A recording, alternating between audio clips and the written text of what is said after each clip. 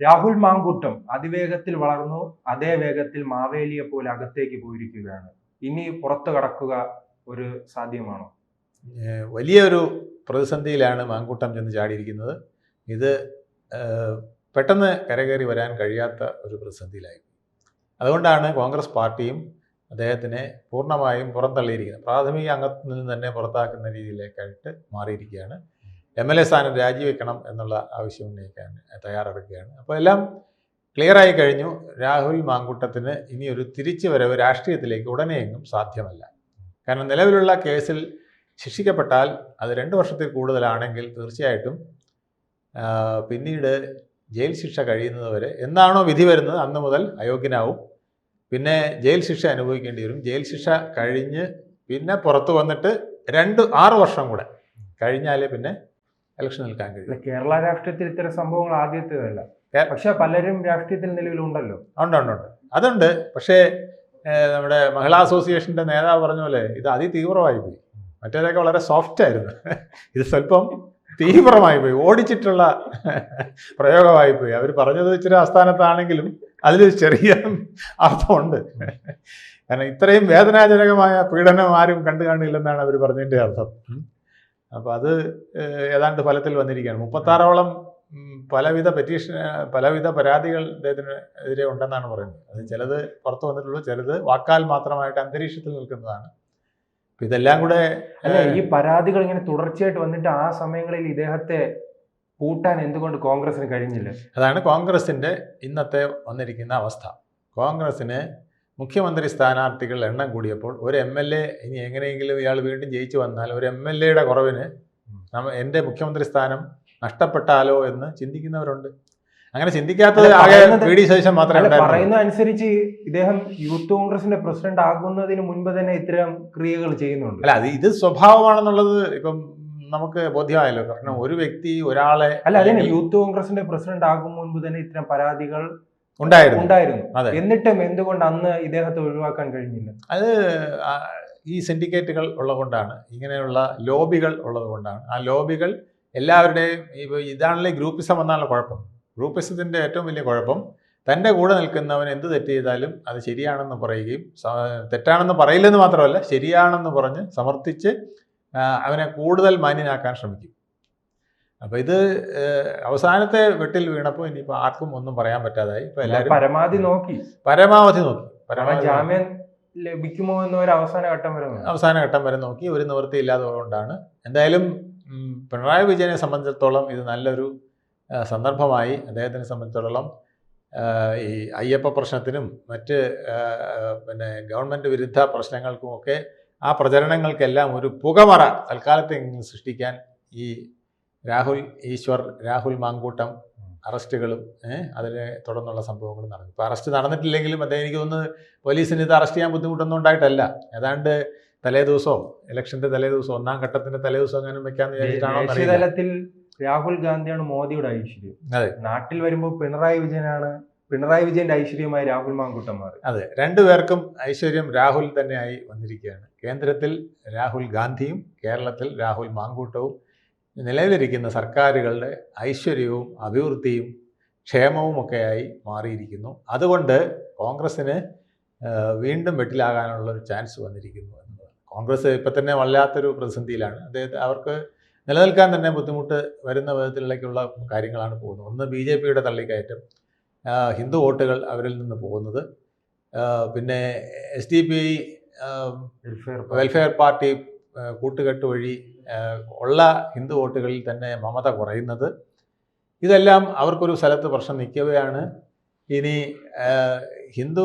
Christian മുസ്ലിം ബെൽറ്റിൽ പോലും അവമതിപ്പുണ്ടാക്കുന്ന വിധത്തിൽ അവിടുത്തെ ആൾക്കാർക്ക് പോലും തീരെ തൃപ്തിയില്ലാത്ത വിധത്തിൽ രാഹുൽ മാങ്കൂട്ടത്തിൻ്റെ പ്രവർത്തികൾ കേരളത്തിൽ ഇലക്ഷന് തൊട്ട് മുമ്പായിട്ട് മുഴച്ചു നിൽക്കുന്നത് UDFന് വലിയൊരു പ്രതിസന്ധിയാണ്.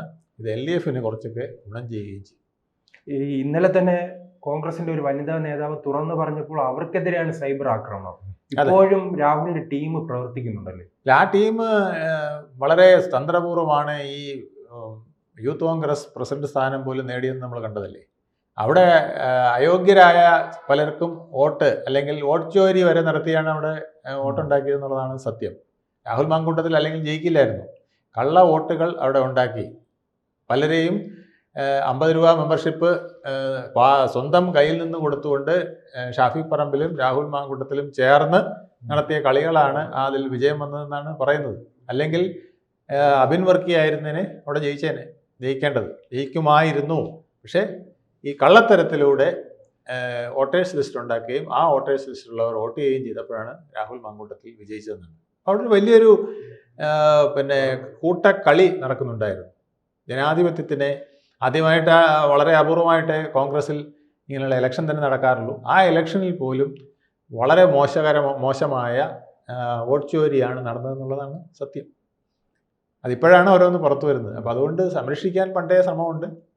അവരെല്ലാം ഇതെല്ലാം അറിഞ്ഞുകൊണ്ട് തന്നെ നടന്നതാണ്. ഇപ്പോൾ പല അവരുടെ സാംസ്കാരിക വിഭാഗത്തിന്റെ ഒരു വനിതാ നേതാവ് എന്ന് പറഞ്ഞല്ലോ, ഞാനിതിനു മുമ്പേ പരാതി കൊടുത്തതാണ്. ഇയാള് കർഷക സമരത്തിന്റെ കോൺഗ്രസിന്റെ അമ്മയുടെ പ്രായമുള്ള നേതാക്കൾക്ക് പോലും മെസ്സേജ് അയക്കും, അവർക്ക് ബുദ്ധിമുട്ടുണ്ടാക്കുന്ന വിധത്തിൽ പെരുമാറും എന്നൊക്കെയാണ് ഇപ്പോൾ പുറത്തു വരുന്നത്.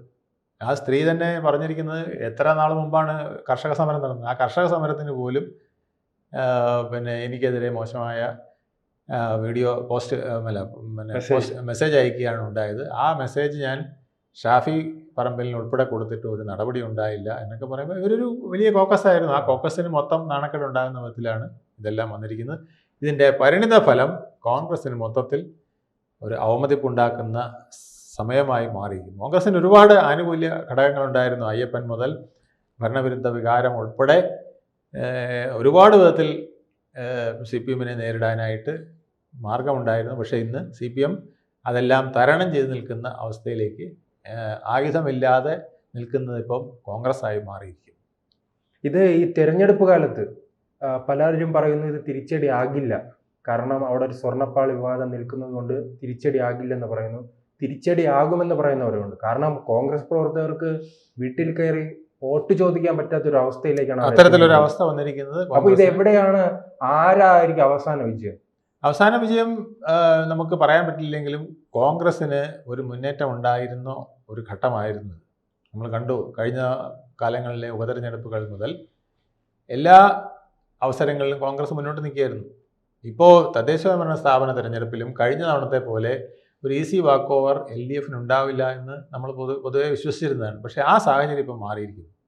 വീണ്ടും മേൽക്കൈ ഇപ്പം കഴിഞ്ഞ തവണത്തെ പോലെ തൂത്തുപെറുക്കി വാരാൻ കഴിഞ്ഞില്ലെങ്കിലും LDF-ന് ഇത്തവണ തദ്ദേശഭരണ സ്ഥാപന തെരഞ്ഞെടുപ്പിലും വീണ്ടും മേൽക്കൈ ഉണ്ടാകുന്ന വിധത്തിലേക്ക് UDF-ന്റെ പ്രവർത്തനം വന്നിരിക്കുന്നു.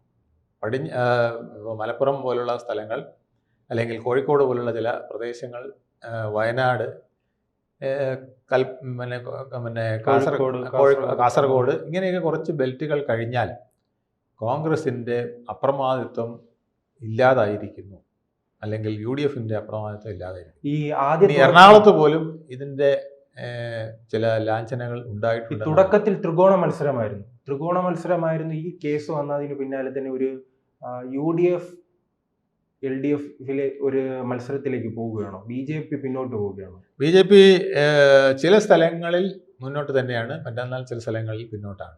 പക്ഷേ എങ്കിലും ഒരു കാര്യം ഉറപ്പാണ്, കഴിഞ്ഞ ഇലക്ഷനേക്കാൾ അവർ സീറ്റും വോട്ടും കൂടുതൽ വാങ്ങും. അല്ല, അതാണ് ഈ രാഹുൽ മാങ്കൂട്ടം പ്രശ്നം പലയിടങ്ങളിലും BJP-ക്ക് ഒരു പ്രതിപക്ഷ സ്ഥാനത്തേക്കുള്ള വഴി തുറക്കുകയും അതുള്ളത് അവർ മുതലാക്കുകയും ചെയ്യും.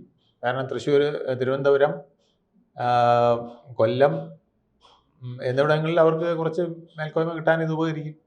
അതുപോലെ തന്നെ തൃശ്ശൂർ, പത്തനംതിട്ട, കാസർഗോഡ് എന്നിവിടങ്ങളിലും അവർക്ക് കുറച്ച് മേൽക്കോയ്മയ്ക്ക് ഗുണം കിട്ടും. അങ്ങനെയുള്ള ചില പോക്കറ്റുകളിൽ BJP-ക്ക് ഗുണം കിട്ടും. എന്നാൽ അതിനേക്കാൾ കൂടുതൽ LDF-ന് ഇത് ഗുണമായി ഭവിക്കും. LDF ഇത് മുതലാക്കാൻ മിടുക്കന്മാരുമാണ്. അവർക്കുണ്ടായിരിക്കുന്ന ഭരണവിരുദ്ധ വികാരവും അയ്യപ്പൻ്റെ കോപം എന്ന രീതിയിൽ അയ്യപ്പ ഭക്തരിലുണ്ടായിരിക്കുന്ന വികാരവും ഒക്കെ മറയിടാനായിട്ട് ഈ രാഹുൽ മാങ്കൂട്ടം പ്രശ്നം അവർ ഉപയോഗിച്ചു വരികയാണ്. ഇത് പ്രത്യേകിച്ച് സ്ത്രീകളിൽ ഒരുപാട് അവമതിപ്പുണ്ടാക്കാൻ ഇത് മതി. സ്ത്രീ വോട്ടർമാരാണല്ലോ ഈ ചേഞ്ചിങ് സിനാറിയോ എന്ന് പറയുന്നത്. അതായത് ഒരു മത്സരത്തിൻ്റെ വിധിയുടെ മാറ്റം കുറിക്കുന്നത് സ്ത്രീകളാണ്. കാരണം അവരാണ് നിഷ്പക്ഷമായിട്ട് പലപ്പോഴും വോട്ട് ചെയ്യാറ്. മറ്റേതൊക്കെ UDF എന്ന് പറഞ്ഞാൽ ഞാൻ UDF ആണ്, LDF എന്ന് പറഞ്ഞാൽ ഞാൻ LDF ആണ് എന്ന് പറഞ്ഞ് നിൽക്കുന്നവരാണ് അധികവും. അതിൽ നിന്ന് വ്യത്യസ്തമായിട്ട് വരുന്ന ഒരു വിഭാഗമാണ് സ്ത്രീകൾ. ആ സ്ത്രീകളിൽ ഒരു വലിയ, ഇപ്പോൾ സ്ത്രീകളിലും മാറ്റമുണ്ട്, അവരിലും ഇപ്പോൾ പാർട്ടിസാൻ ഇതൊക്കെ വന്നിട്ടുണ്ടെങ്കിൽ പോലും ഒരു വീട്ടിലിരിക്കുന്ന അമ്മമാർ, സഹോദരിമാർ എന്ന് പറയുന്ന ഒരു വലിയ വിഭാഗം, ഒരു 30% സ്ത്രീകളുണ്ടായിരിക്കും രാഷ്ട്രീയമായിട്ട് ചിന്തിച്ചൊക്കെ വോട്ട് ചെയ്യുന്നത്. ബാക്കി ഒരു 70% അങ്ങനെ അല്ലാതെ നാട്ടിൽ നടക്കുന്നത് ഇങ്ങനെയാണോ, ഇതെന്ത് ന്യായം, ഇതെന്ത് നീതി എന്ന് ചോദിച്ച് വോട്ട് ചെയ്യുന്നത് അധികം സ്ത്രീകളാണ്. ആ സ്ത്രീകൾക്ക് മുമ്പിൽ ഇതൊരു ചോദ്യചിഹ്നമായിരിക്കും. അത് UDFന് അത്ര ഗുണകരമല്ല. കൂടുതൽ വാർത്തകളും വിശേഷങ്ങളും നിങ്ങളിലേക്ക് എത്താൻ ABC മലയാളം സബ്സ്ക്രൈബ് ചെയ്യുക, ബെൽ ബട്ടണും അമർത്തുക.